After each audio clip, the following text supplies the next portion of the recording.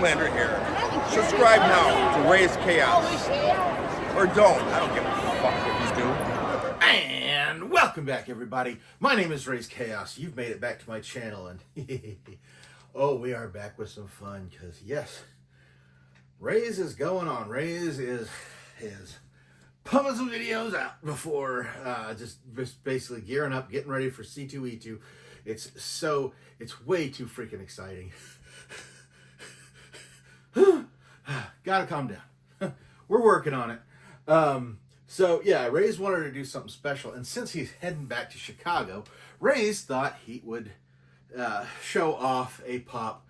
He didn't get this in Chicago, but the last time Raze went to Chicago, it was to see the Superman movie, which that's where this character comes from. I don't feel bad about saying that that's where this character comes from, because even though this is a DC character, well, this is a character that has been in DC for a little bit. It's a little complicated in the background thing going on here. But this is the Engineer, and the Engineer first appeared in 1999 in the Authority comic, in the comic book of the Authority, which, to give a definition of the Authority, we will say that the Authority was the prototype for the boys. Okay, they were the over the top. All the characters were mixtures of popular DC and Marvel characters. The Authority itself was basically a merger of the Justice League and Avengers, and it was just a dark parody of that.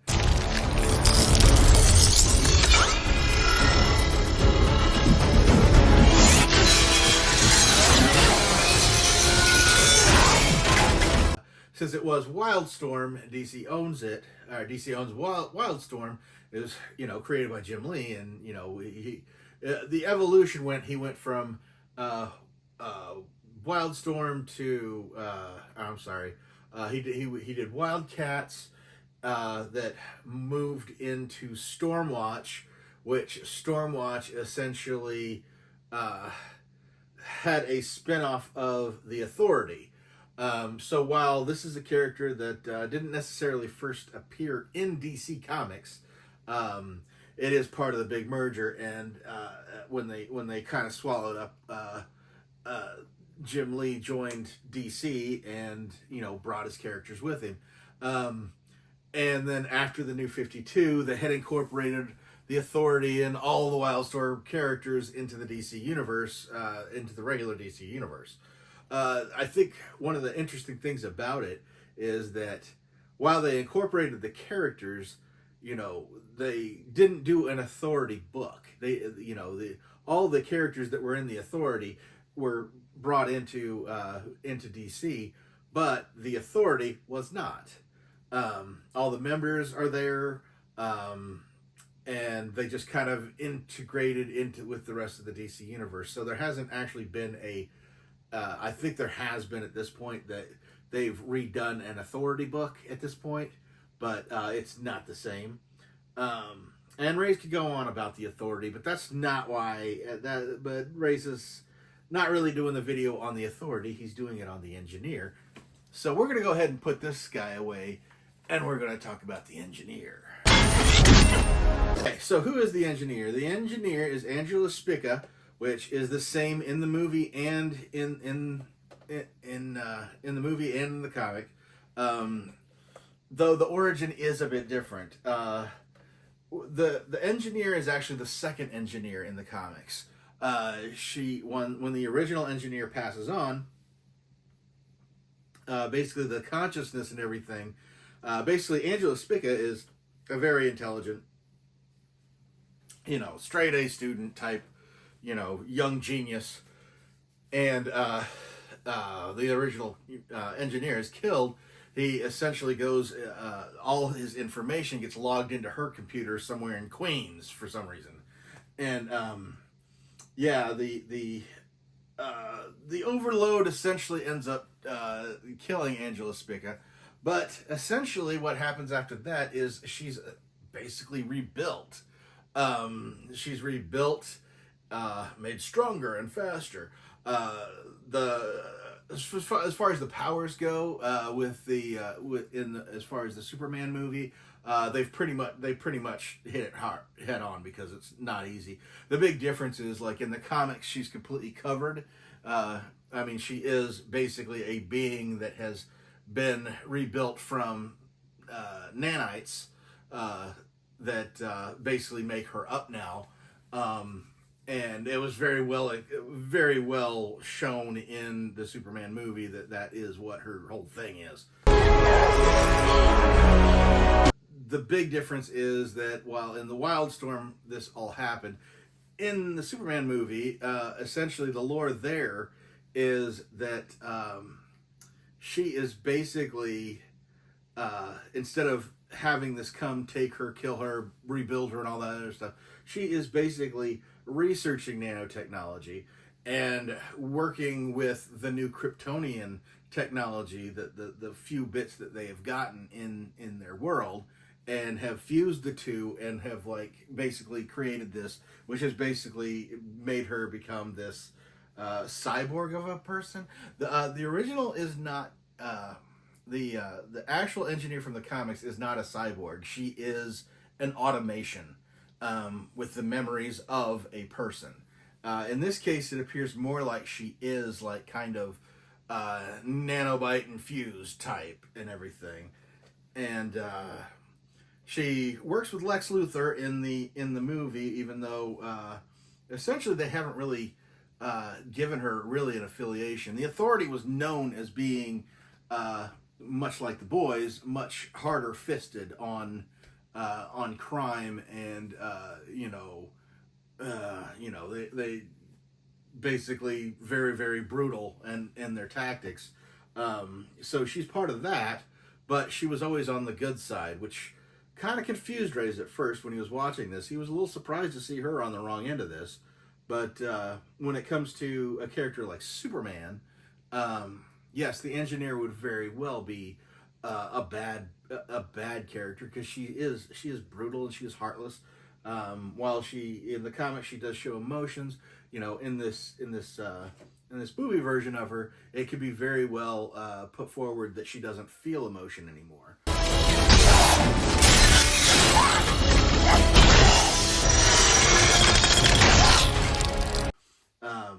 I did appreciate the little hints that they gave, where she kind of questioned whether she was doing the right thing when Lex would give her orders. However, when she went out to execute the orders, she did them, without pause.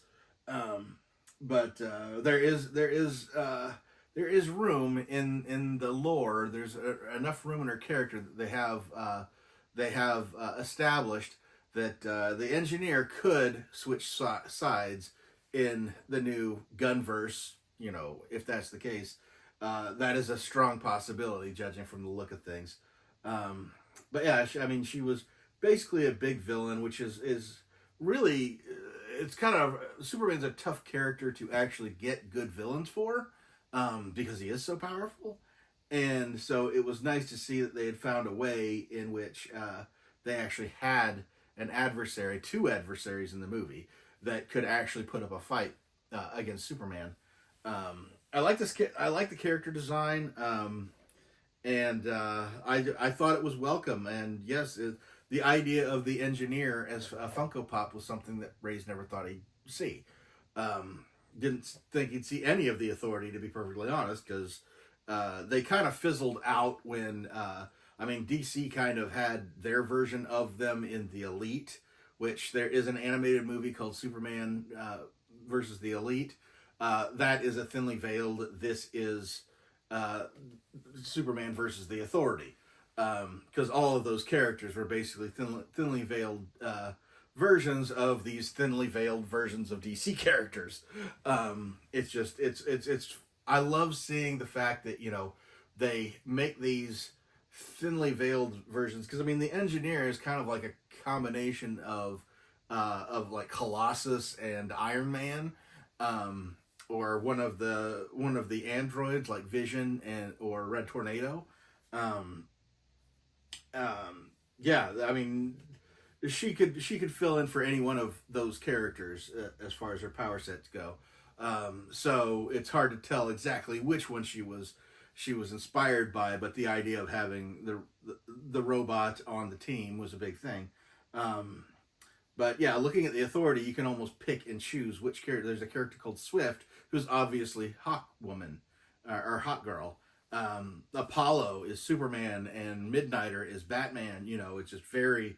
It wasn't hard to figure out who was roasting who, and yeah, it just makes sense that they brought this character in this ambiguous way to where it's just like, is she good or is she bad? And Ray's lost his train of thought. I apologize.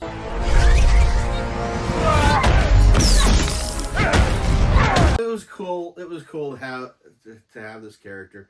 Looking forward to seeing more Authority characters. Looking forward to seeing another Superman movie because yeah, that one was awesome.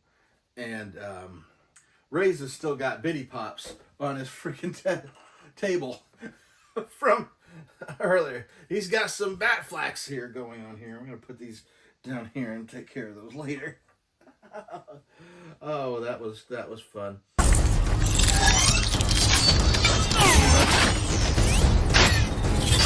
But for now, I think we're going to go ahead and take this one out, and we're going to have a look at her.